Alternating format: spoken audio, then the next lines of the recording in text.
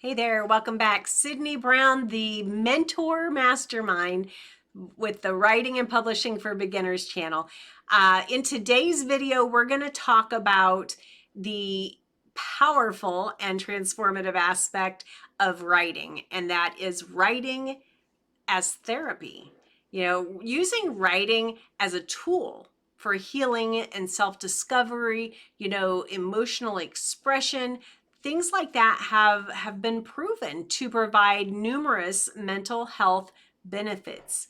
Now, we'll discuss the science behind the therapeutic writing, its various forms, and how you can harness the powerful technique in your own writing journey. So let's dive right in and let's discover the healing power of writing. All right, Sydney Brown back again. Let's talk about the top 10 benefits of writing as therapy.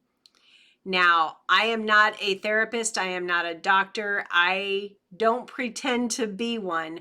I do fully believe, and I have done some research, and that's what I'm sharing with you. But I fully believe that writing is very therapeutic, and there are specific ways to do therapeutic writing, but any writing, anything that you can get out of you and onto paper, in my opinion, has at least some potential of healing and helping. So let's dig right into the top 10 benefits of writing as therapy. Number one, self-awareness. So when you write, it can help you uncover, and what you think, what you feel, things that you may not even have realized that you thought or that you felt. You may not even recognize it until it pours out of you and you read it again and you're like, wow, I never knew that it affected me like that. You can really reach a lot of self-awareness with any sort of writing, but specifically when you're doing memoir writing, it can be extremely therapeutic as far as self-awareness. Now, number two, emotional regulation. And when we're talking about that, I'm saying, when you're expressing your emotions through writing, you learn to process and manage them more effectively. If you're the type who would throw things or would scream or cry, whatever your emotions when they're not under control, uh, that's fine. And everybody should have their other way of, relieving their emotions. But when you can regulate them through your writing, it's really a growing and a maturing that you feel better about yourself, in my opinion. Number three, stress reduction. Now, this may seem, I don't know, maybe not. But when you're writing about your experiences that, maybe caused you stress, it can actually, by reliving it, you realize, maybe it wasn't that big of a deal. And maybe it was. I'm not trying to trivialize anything, but in some cases we get angry about things that maybe really weren't. And in those cases, sometimes just letting even the most traumatic things out, getting them out of our system and letting them stop poisoning us. Sometimes that really just kind of just frees you. So stress reduction is a really big deal. Number four, improved mental health. Now, obviously, again, I'm not a doctor, but therapeutic writing, from my research, has been shown to reduce symptoms of anxiety, depression, and other mental health issues. So if you are feeling stressed or, depressed, anxious, grab a journal, start journaling, just start pouring your feelings out. Even if you're not memoir writing yet, get in the habit of sharing and writing out and pouring out your emotions, and it will help you, but it will also very likely become some research material for you for later on if you're ready to do a memoir later. uh, Number 5, cognitive processing. So when you write out, your it basically, when you're writing, your mind has to control the way you're writing. It is something that is organized and it's under control. So when you're writing, your mind is making sense of what happened, and you're going through it again just a little bit, maybe. You're trying to kind of decipher, well, did that really happen? Did this, you know, it does a lot of really good things to help your mind uh, figure out what you thought you knew, and it's just a very good exercise. Number 6, enhanced problem solving skills. Now with this, the writing about challenging times and things that you struggled through, uh, those things can lead to, kind of like I said, new insights, creative solutions. So maybe something that has plagued you for most of your life, self-confidence, maybe there's some point in your writing that you're going to realize, you know oh my gosh, it was that moment when I was 7 years old, and my mom said, you're so pudgy, or something like that, whatever it is. You can have that revelation of, you know oh my gosh, this is it, that was the moment. And when you're able to figure that out, then suddenly you're like, she didn't even mean it, whatever.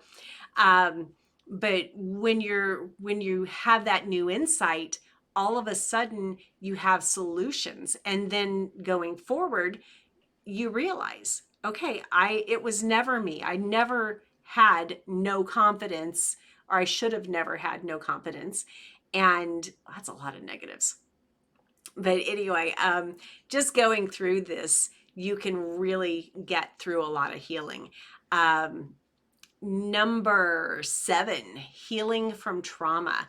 And that, in a way, even though self-confidence may not seem like trauma, it can be very traumatic to the people who felt it. But writing can help process, uh, you know, those moments of trauma that you went through.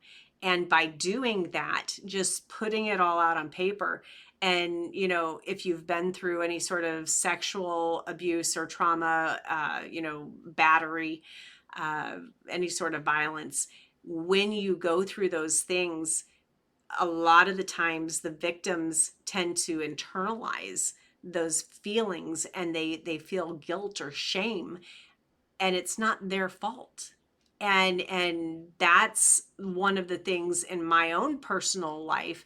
I had to realize, you know if I can write it down, if I can say the words of what happened to me, then after the couple times, it gets easier, and then it loses its power over you. And I have now, it's not hard to say. And though this isn't the place for it, um, healing from trauma is very important, uh, especially if you're trying to do it on your own. Write it out, just purge all of that out, and read it, reread it until it doesn't mean anything. Because when those words mean nothing, they don't bring you hurt or pain anymore. You don't remember, the trauma that happened, uh, with the same emotions. then you've set yourself free, and it's an amazing feeling. So please do that. Number 8, personal growth. So therapeutic writing can facilitate personal development, self-discovery, just kind of like what we've been talking about so far, but it really does bolster up who you are and how you feel and think about yourself. And then number 9, improved communication skills. So when you are writing all of your thoughts and your emotions, learning the words that match your feelings, that's kind of the hardest part of communicating. You know, when you feel things like a baby infant, you know, they cry when they're hurt, when they're, you know, hungry, when they're everything. They cry because that's the only thing they know how to do at that point. As we grow and develop, we learn how to put words to those things. But until you know what words to use, you're still just forced to cry, or some other emotion, you know. And so I found in my own personal journey again, that when I was able to put a word, you know, anger, and maybe it wasn't anger. What I really felt was abandonment or hurt or sad. You know, when you practice the different words and figure out what that feeling really is, then you can use that word to communicate. So instead of saying, you know what, you pissed me off, you can say, you know what, I was really sad. I felt abandoned. And that changes the entire vibe of a conversation with someone. So use your own self-writing to learn how to improve your communication with other people. And I really think that that will also benefit you. Then finally, number 10, just a creativity burst. You know, basically, anytime you write about any topic, you are learning new things. You're learning the new words. You're learning how to write and share your emotions. All of these things always has the potential to make you a better writer, to make you more creative, a better storyteller. These things matter, and these things will all multiply and help you with whatever your goal is in life. But it really can benefit you personally just by writing. All right, let's move on. All right, welcome back. So now we're going to talk about the top 10 tips for incorporating therapeutic writing into your life. You know, and here's the thing. You probably understand and believe that therapeutic writing is legitimate. You probably understand that it could be helpful, but a lot of the times, most of us just don't really know how to go about getting it into our life. So here we go. We're going to go into the top 10 tips for incorporating therapeutic writing into your life. Number 1, create a routine. You know, you make a habit. You know, 21 days makes a habit is what they say. But when you create a routine and you schedule regular time for you to write for therapy, you know, your own self-therapeutic benefit. Don't write other things. You set that time aside as well, but make sure that you set special time aside just for your therapeutic writing, through your self-reflection and stuff like that. Number 2, choose a comfortable environment. So when you do this, you need to allow your guard to be down, and you want to be somewhere that you can be comfortable, that you can write, that you can, you know, be relaxed, focused, and either type or write, whichever you prefer, but you want to be comfortable. Number 3, experiment with techniques. So explore different therapeutic writing techniques. We talk about that in another section. And by doing that, you find which ones work best for you, which ones maybe don't work as well, and you are able to really invest your time on the ones that work the best. Number 4, be honest and be authentic. Now, when you approach your writing with openness and vulnerability, honesty, those emotions will not let you down. If you go into this with your walls up and you're afraid to write this, understand this is you. You're writing to yourself. Nobody else has to see this. This is something for only you. Now, if you're doing it for your memoir, that's fine. But understand that when you do the writing, you choose what parts of what you've written go into your book. So take the maximum benefit, let yourself pour into your writing. And then if you're not comfortable with sharing some of it, then don't. But get it out onto paper anyway, because it's just so important that you're honest and that you really allow yourself to be honest with yourself. Number 5, practice self-compassion. You know, we are usually our worst critics. We beat ourselves up more than almost anybody else ever could. You know, it's just how human nature seems to be sometimes. Now, there's some people who are true narcissists, and maybe they think that they are just amazing constantly. But most of us have this battle that we wage with ourselves, and we judge ourselves really harshly sometimes.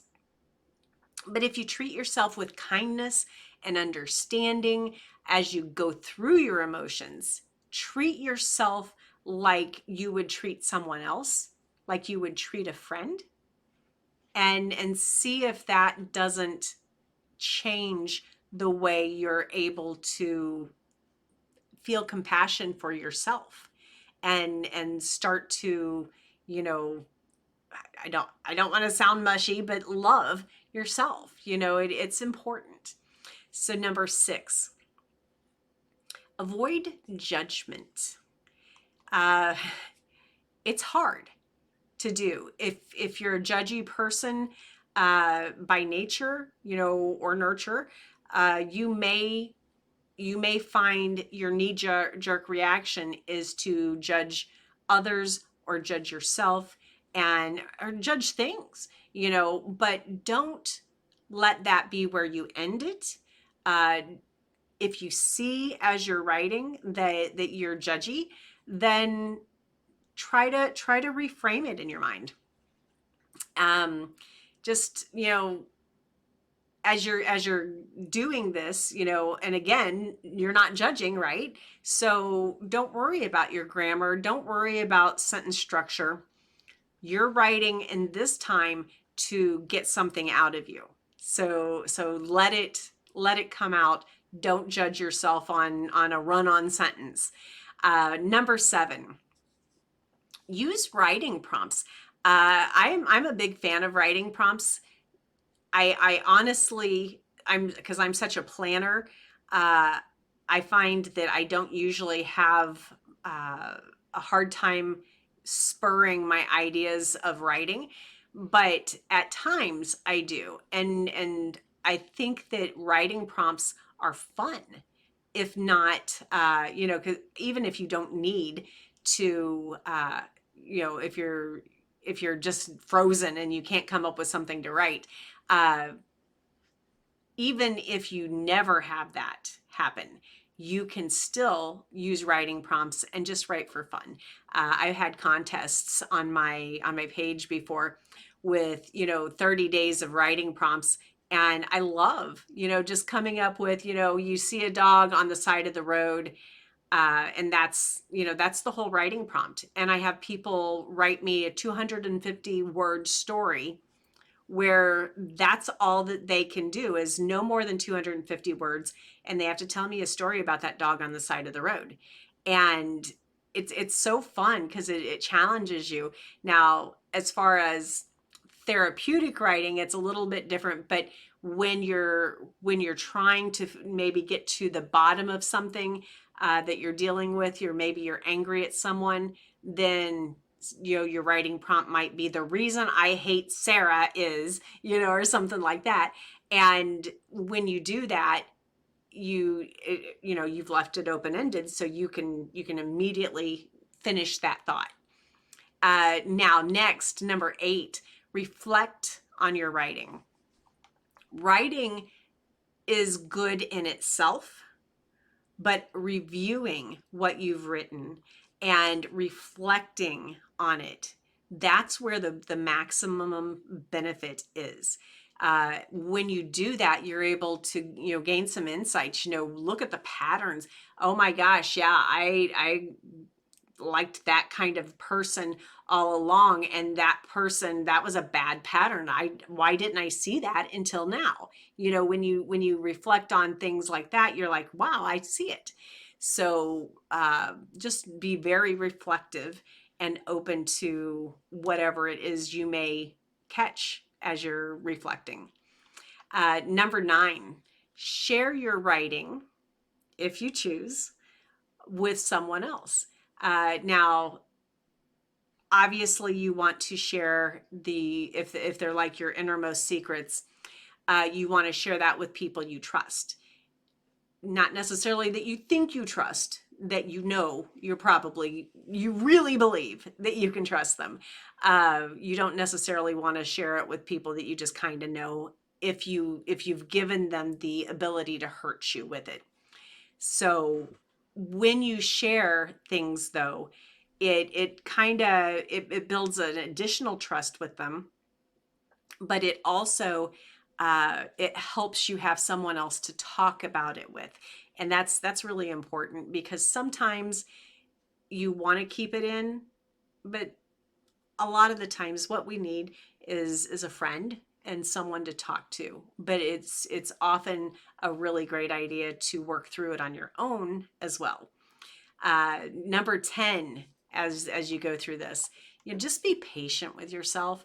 Remember that therapeutic writing is a journey, and the benefits will take some time to manifest. Just know that the process is a process.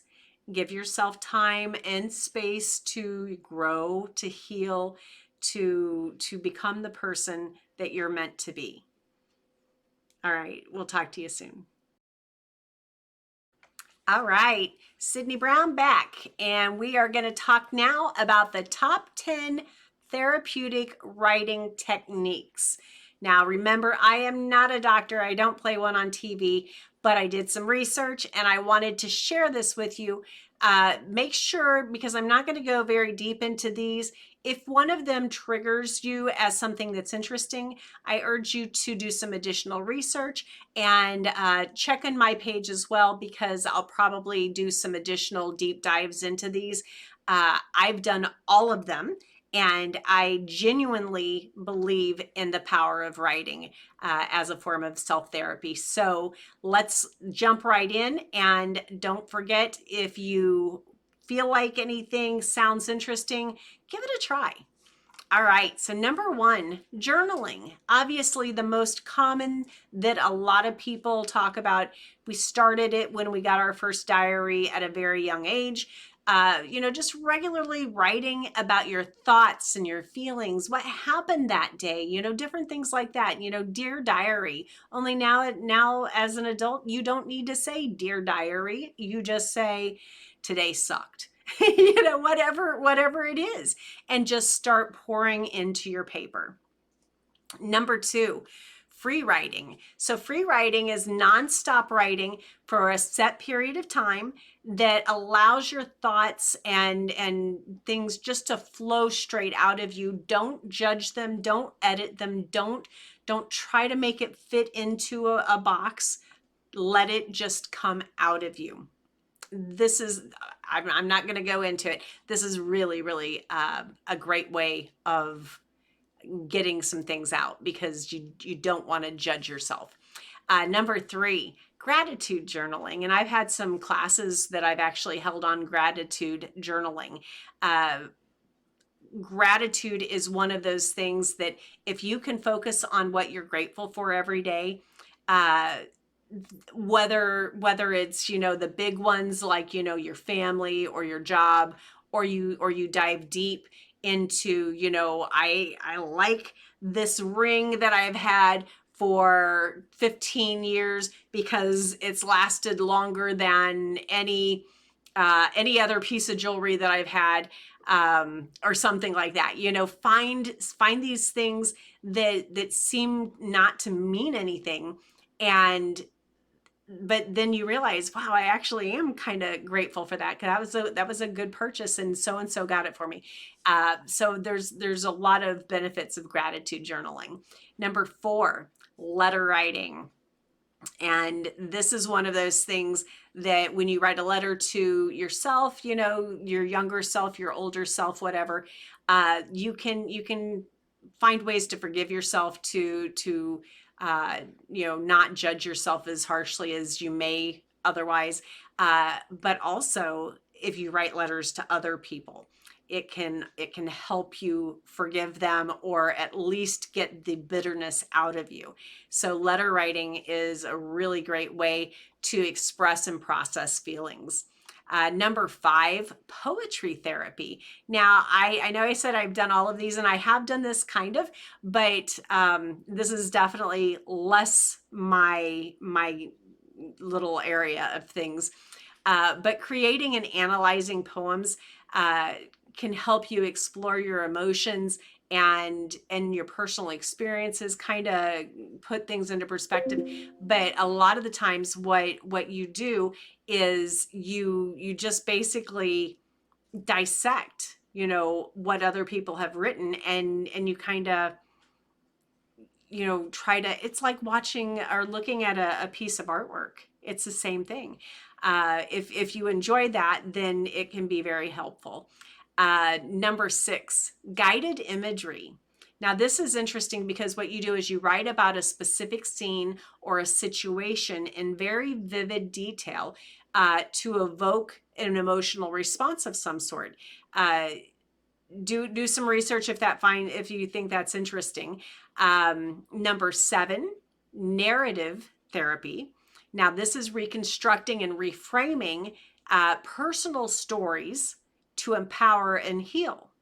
And I really like this one, because if you feel like maybe your school years you were bullied, and you hated school, then start writing a story about how you were the popular kid, and that you fought for bullied kids or something like that. You can recreate it, and what we can do with our mind is amazing.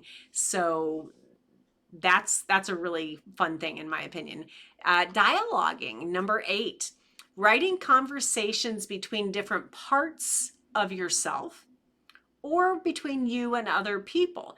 The conversations that you may have wanted to have but didn't, or couldn't.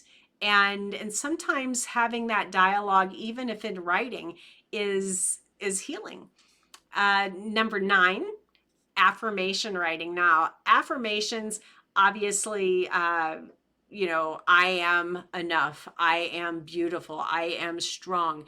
Those I am affirmations really, those positive statements that you tell yourself, whether you believe it or not at first, as long as you don't stop telling yourself those stories, you'll realize. And it's not that you just brainwash yourself.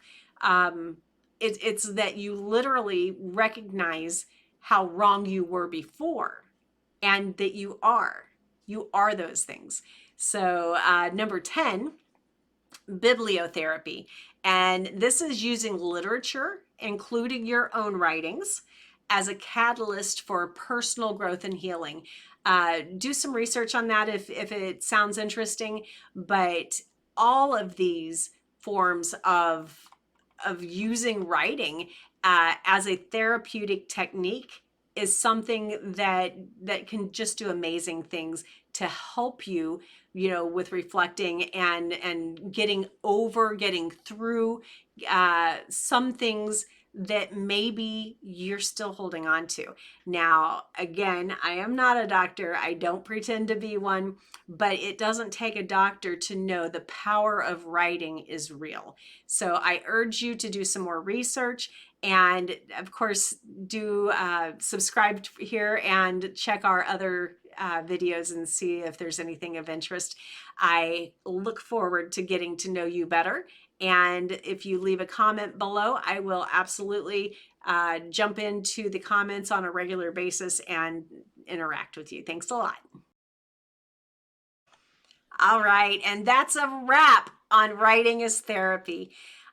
We have talked about the benefits of therapeutic writing, the various techniques that you can try, tips for incorporating the powerful tool into your life. Whether you're new to writing or a seasoned author, give therapeutic writing a try and see how it can positively impact your emotional well-being and your personal growth. I really believe that you will get genuine benefit from it. I truly believe that through the journey, as you do additional research and delve into this, it can help you personally, but it will also help your story. If you go ahead and choose to write a memoir of your own, it will also help that become a much better story when the time comes. So as always, guys, I am Sydney Brown, and I appreciate you following and subscribing to the Memoir Mastermind, Writing and Publishing for Beginners. Don't forget to please subscribe, like the videos. I am doing everything I can to keep this content and training free. So I appreciate you following and sharing this with your friends. If you have any questions, I would love to hear them. If you want me to do longer videos on any of the specific types of the writing therapy, please put that in the comments below, and I'll be glad to jump right in there, do some additional research, make sure that I understand it, and then I will get in here and spread the word. I hope that you will use this. And I genuinely believe, guys, your story that's in you is already there, and it is waiting for you to figure out how to get it out. And somebody is out there waiting, already waiting for your story. So let's get going, and I'll talk to you soon.